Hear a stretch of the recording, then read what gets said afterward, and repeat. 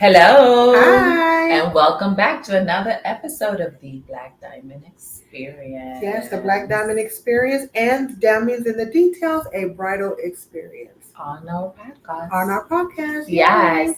So, Steph, today we're Yes. going to spill the tea. Spill the tea. Spill the tea on Mhm. questions that you should be asking Yes. your vendors. Yes. Okay. This is super important because I believe that couples go into it blindly. Mhm. They don't know what they're paying for. They don't know what they're getting. And you want to make sure this is like a marriage, right? With your It vendors. is. Because you're paying for a service Yes. and you want to make sure that you get the best on your special day. That and also too, you can, like how you said it was a marriage, almost like a relationship. Mhm. Because if you're planning your wedding 1 year, 2 year, 3 years, Mhm. it can be a long relationship. Yes. So you want to make sure that you are asking the best questions. Also, too, don't be afraid to ask questions. Look, you're spending your No. hard-earned money. No. You need to get your answers to your questions. Yes. So don't be afraid. Don't hold back. And vendors appreciate that, I feel. Yes, definitely. Yeah, they want to make sure that they are giving you what you need, and so they appreciate your questions. Okay. Exactly. So let's talk about something. Let's spill the tea. Let's spill the tea. Okay, spill the tea. All right. So I would say if you go to your caterer, make sure number one they give you a tasting. If you get a caterer that is not going to give you a tasting, I would say move on. Yeah. It's a red flag Because some do not. Some Yeah. don't. Yeah. And it's your, like I stated, it's your hard-earned money. You should be able to taste the food. I mean, that should be a standard. I mean, I But don't it's know who not. you are. It's and not. how you cook. I mean, Yeah. really? Mhm. Some vendors don't Yeah. allow. Some caterers do not allow you to taste the food. Yeah, no. So make sure you're tasting the food. And we're not knocking vendors No, that we're not. that do it. I mean, come on. Yeah. Especially if that person does not know your cuisine Right. or something like that. Let's say it's a restaurant that you usually frequent and they do cater, and but still the cuisine that you have at a wedding is slightly different than what you would get at the restaurant. Right. So they should allow you to sample. Exactly. The food. And then also too, you want to make sure that they allow you, like how you just said it, to customize your menu. Oh yeah. Do you add things? So many allergies. Yeah, allergies, and can you take this out and take that out? And that's needed. We have gluten free. We have all type of things, and it's really, really very, very important that you get a caterer that allows you to customize. Exactly. Mm-hmm. For example, we are both certified DESI wedding planners, and in that culture, depending on your religion or what region you're of India, some of them don't do garlic. Right. I mean, they don't want garlic anywhere. Yeah. No garlic, no onion anywhere in their cuisine. It's very, very important. So yeah. We have to have those type of vendors and people who are willing to make that change. So so if you didn't know, we could do your Desi weddings too. Exactly. And that's why I said too in the last episode as well. Yes. Make sure you get your planner. Yes. Hire your planner, because your planner is going to be your biggest advocate. Exactly. And if you're scared or nervous to ask any type of questions, we're not. We're spilling the tea on that one. We will ask. And we will ask. And if you have another question, we will ask. And we will continue to ask until we get our answers for you. Your planner should be your advocate. Yes, it should. Yes. They are your middle person. Yes. They're the ones that ask the hard questions. And so, no.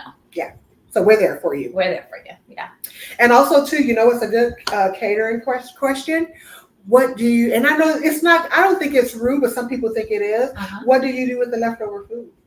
Wow. Yes, that is good, especially if that's important to you as a couple. And you paid for it. You paid for it. So that's very good. Yeah, because I know some caterers toss it, but some will pack it up for you as well. Exactly. Yeah. So you want to make sure you ask that question as well. And we already touched on like food allergies, dietary options. And also too, you want to ask about the rates and the pricing. Oh yeah. Oh Get yeah. that. And you definitely want to have defined, what do you want? Do you want to have a buffet style Mhm. where everybody's forming the lines and getting their food and it's being served? Yes. Do you want heavy hors d'oeuvres? Do you want a sit down meal? How many courses you want? You know, Right. all of this you should have in mind, and that is a big fluctuation in price. Very big. Very Huge. big. Yeah. Very Huge. But it's going to matter too. What do you want? Do you want more elegant, which is like a butler pass type of meal where everyone is just seated? Butler pass means everyone is seated at their table, yes. and the waiters come and deliver the plates. Yes. So it's going to matter what to you. And I'm not saying that buffet and butler classes, one is classier than the other. I'm not saying that, but there's just more. There's some brides that are just some brides don't like buffet. They don't like it at all. No, they don't. Like it at all. And now, we know that the latest trends are the setup of the table with the overly decorated, tables like charcuterie. Charcuterie boards. Yeah, charcuterie boards. Charcuterie bowls. Your appetizers. I mean, now I've seen some chefs do some beautiful work where, they have their chicken or duck spinning in the fire, and the more elaborated it is. So, buffet could be very elegant nowadays. Yeah, nowadays they're doing it very nicely. Yes. Very nicely. It has moved on from that from the server lunchroom lady. Yes. I'm saying we're giving you the tea. We're giving you the tea. It has really advanced. It has really advanced. Yes. Yeah. Where you just going through the line and she just swaps it on your plate. No, it's very really more elegant. It's very nice. Yes, it's very nice. Yeah, so we know that is the latest trend, and if you want things like that, but it all depends on the couple and what you want. You want, and what is your style. And there is no wrong answer. There is no wrong way of wanting it. It's just what you want. What do you want? Yeah, yes, that's what very you want. Good. And so too, that's another reminder too. Make sure you sit down as a couple before you go to the bridal fair. Sit down and discuss these things. You should already know. Once you get to that bridal fair, you should already know. Okay, we want butler pass. We want buffet. So you should already know those options. So you're already going in knowing what to ask. There you go. There you go. Yeah. And so let's talk about photographer and videographer questions. Ooh, that's really good. The tea. So our tea on that one is my biggest thing that I like is that you need to, and that's why too I say research. You have to understand that there are photographers, especially with photographers. There's different type of photographers. Yes, there is. Some do editorials. Some do. So all photographers are not the same, and so you need to make sure what type of photos you want in order to get the type of photographer you want. Exactly. Yeah. Exactly. Yeah. So you need to make sure, do you want an editorial type of wedding? Do you want so it's just a range. So research and get what the type that you want so that you can find, because I find that most photographers specialize in a certain type exactly of type of wedding, of type of photos. And just to elaborate on that a little bit, it all depends on what you like. If you want somebody who is more creative and take those shots that are very artistic, and I've seen so much going on. They bring props, and there is smoke and fire and all kinds of streamers. I mean, there's those, and there's the more portrait type. I want to make sure you get me and my family, and we're sitting, and so there's all types. And one suggestion I would have is, nowadays it's Instagram and what's the other one? Pinterest. And Pinterest. Which, I have a love-hate affair with Pinterest. But that's another podcast. That's another TV I mean, it's session. Great and everything, but don't you love those brides that come to you? I was like, I want this from Pinterest. And it's like, what is that? Look, we can try our best. Does that exist? We try our best. We try our best to get what you want. We try. We try. Definitely. But just to give you an idea of the style of shoots that you like, photos that you like and stuff, so that you could research your photographer based on that, would be a way to, have a solid foundation. This is the type of look that I want. I want black. I want whites. I want, and so that would help. So what else do you have on there? I also too, you need to make sure that you are asking for the, of course you want the rate, but you want in that rate, you want to make sure that you're getting your amount of coverage. Yes. Right. Is this rate for 4 hours? If it's rate for 8 hours? How much is this rate? And what does this package include? Does it include my engagement? What the delivery time? What is the delivery time? Oh, that's and look a big one. And this is a huge one too that a lot of people don't pay attention to. We're giving you the tea. Look, let me get my notes. I'm giving you the tea. Listen to this tea. Make sure that you are asking. Yeah, this is the hottest one right here. This is hot tea. Make sure that you are asking what type of privileges do I have with these photos? Because a lot, when you get your photos, sometimes you are not 100% owning these photos. Isn't that something? And Did you guys know that? Yeah. Did you guys know that? Yeah. So you have to make sure you own the photos. They own the rights, totally outright own the photos. To the photos. Yes. Don't get caught.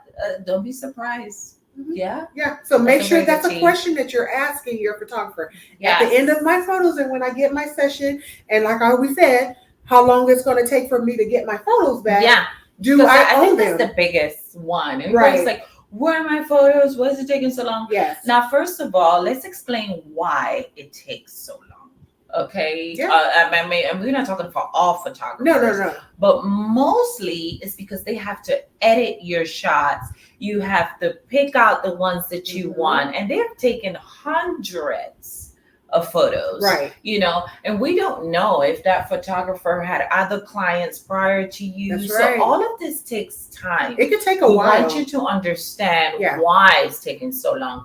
So those are things that you have to keep in mind. I think so too, and then be patient with them as well, because like how Nadine stated, they have so many other clients as well. And look, and you don't want and you don't want them to rush on your photos. No, you don't. You don't want them to because you want your photos to be beautiful. I always say the photographer, I feel, along with the wedding planner, are the most important, and especially with photos, because after we're gone, after your guests are gone, after your wedding is over, you know what lasts? Your photos. They sure Your photos will last the end of time, and you'll be able to see them for many, many years to come. So don't rush that. Don't rush that process. And it's the same with the videographer. Yeah, right? video as well. Video as well. Look, and they have too. They have drones. They have all type of things now. Oh, beautiful, amazing. Stuff. But don't rush that process. Exactly. I know we get antsy, right? Be patient. Because you get antsy because you want to see. You want to see it. You want to see your photos with your friends and your family and your bridesmaids and your you want to see those type of things. But look, be patient, because the more patient you are, the more we don't know. We're not telling you it's going to take 6 months to a year. I know. No. If it takes 90 days, you need to start asking questions. That's the tea. That's the tea. You need to start. That's hot tea. That's hot tea. And hot tea. Even if your wedding is over and it's still because I just had a bride that emailed me and messaged me, and I did her wedding many, many months ago. And she said, Stephanie, I still have not gotten my phone. This is after her wedding is gone. And you know what I did as her wedding planner? Look, I'm still your wedding planner, right? I reached out to those photographers, and they got on it, and they got exactly. Yeah, because like we said, we are the liaison between you and the vendors, right. So the relationship does not end. If there is a problem after your wedding or more questions, we're still there. Yeah. We're still there to answer. That's not the end of the relationship. Exactly. We want to make sure that you're happy, and so those are other factors that we take care of. So Okay. Well, thank you guys. Thank you for this episode. Tune into the next one. Tune into the next one, because it's going to be more tips. Yes. Bye.